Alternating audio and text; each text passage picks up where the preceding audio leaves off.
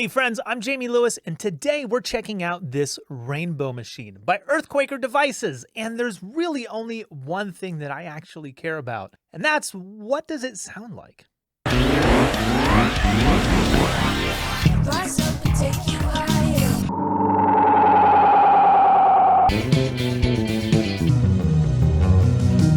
Now, before we jump in, I just want to say a big thank you to Zounds, actually, for loaning me this pedal. And if you like what you hear today, please click on the links in the description and you can go get one for yourself. And yes, I'll be upfront with you. I get a small commission out of it. So thank you very much. Right. Now, this is a pretty interesting pedal that definitely leans more towards being a noise machine than anything else. I'm not talking shit. That's actually what they wrote in the manual. So let's just go ahead and start there. This is a clip from a show that I played back in 2019 with Shim, and the song is called Sting Like a Bitch. Now, when we played this live, I would always use an octaver and distortion because it's supposed to sound dirty and noisy. So let's do this. I'm gonna take those effects out and we're gonna listen to the bass dry, totally on its own, just to establish a bass line. No pun intended.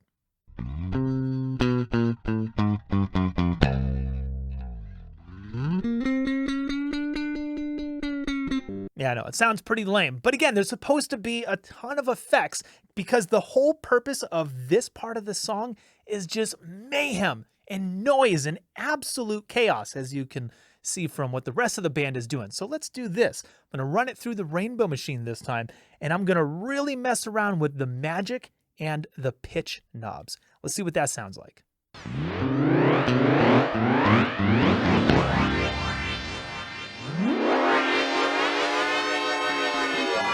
I honestly have no idea what to call that, but I like it. So let's do this. Let's bring in the rest of the band and see if we're on the right track.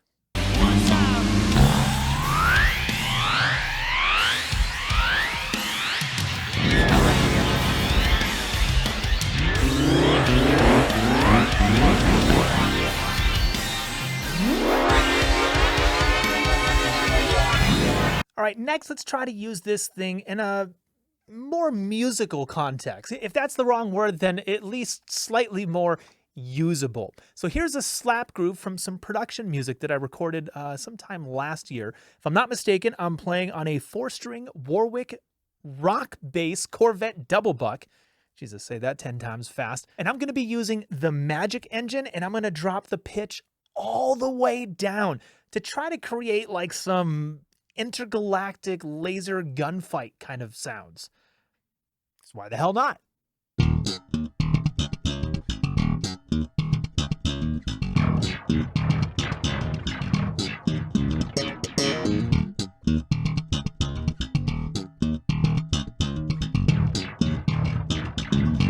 Not sure if that's something that you would actually use on a gig? Well, let's bring in the rest of the track and see if what we're doing is making it sound better or worse. You wanna go, keep running in your own race. Got a spot right here, call it first place. If it's all fun and games, then it's okay.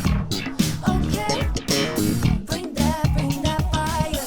All in, we inspire. Rise up and take you higher. We take you higher.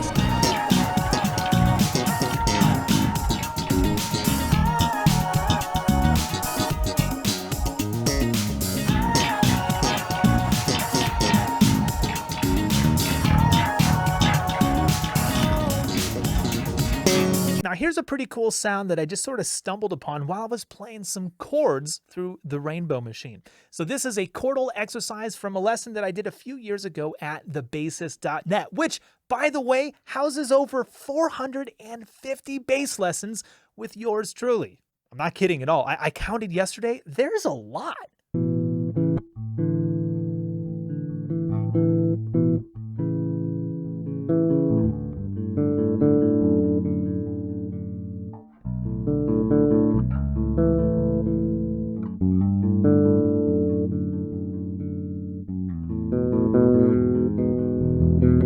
Now, if I was going to use any effect pedals at all on a passage that sounds like this, it's going to be simple: reverb and delay.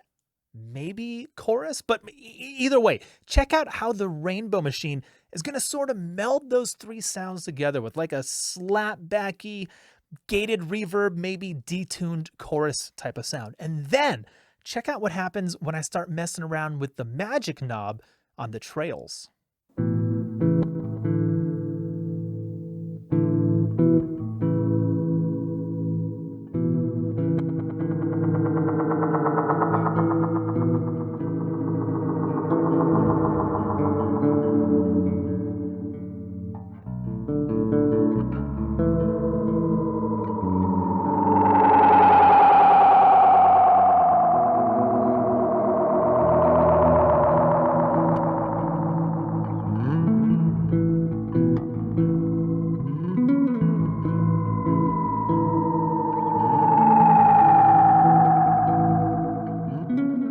Okay, let's try to make things sound a little bit more, I don't want to say normal, but let's try to find some more like real world uses for this thing. So here's a song called Technicolor Love by my friends in the band Divine Attraction. And I'm going to use the Rainbow Machine to create a sound that's got like sort of a slight chorus to it with a really fast slapback delay on this 4-string Warwick thumb bass.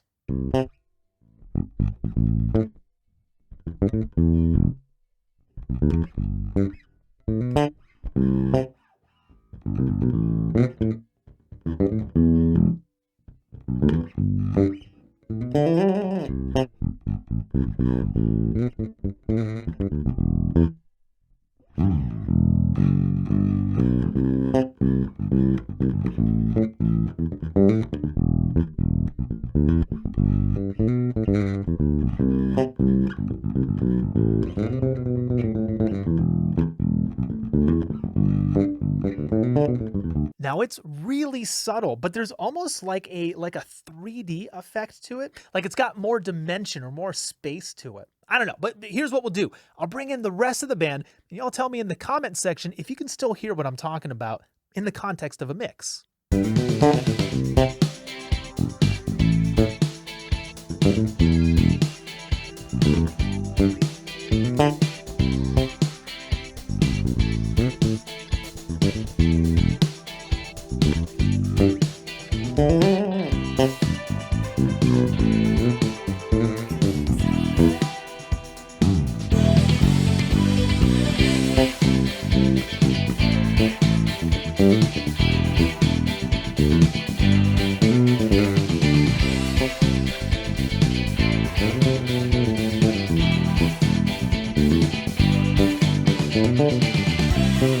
And last, I'm just going to play a repetitive, almost ostinato pattern over some really simple chord changes, and I'm going to try to get the Rainbow Machine to act more like a gated reverb with a pitch shifter.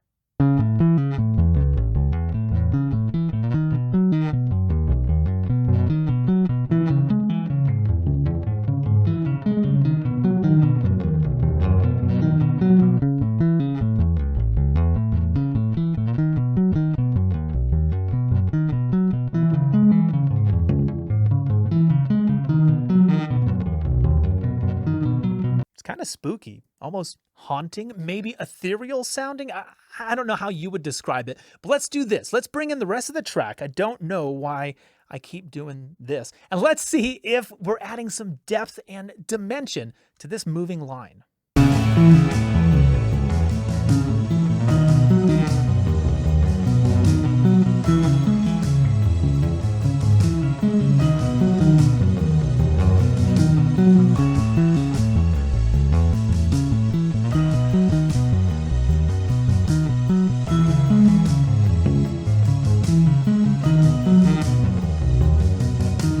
So that's what the EarthQuaker Devices Rainbow Machine sounds like. Thanks again to Zounds for loaning me this pedal. And if you want to grab one for yourself, you can just click on those links in the description and you can grab one of these, or you can get any of the gear that I used in this video. And by the way, all of the music that you heard today is available both at thebassist.net and on Patreon, along with full transcriptions, bass list backing tracks, and I'm not kidding, over 450 bass lessons, and tons of other premium content like behind the scenes videos. Ralph Macchio was on the guest tonight.